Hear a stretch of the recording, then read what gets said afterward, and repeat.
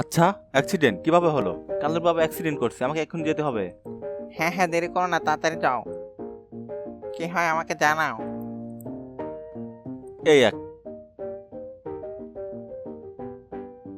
তুমি কি করো? খাবার দিয়ে খালি খেলতেছো কেন? তুই তো আছিস খালি খাওয়া নিয়ে, খাওয়া ছাড়া আর কিছুই বুঝিস না। কাম কাম।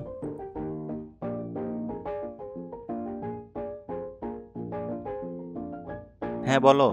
এখন কি অবস্থা? এখন গাড়িতে ওকে হসপিটাল নিয়ে যাচ্ছি।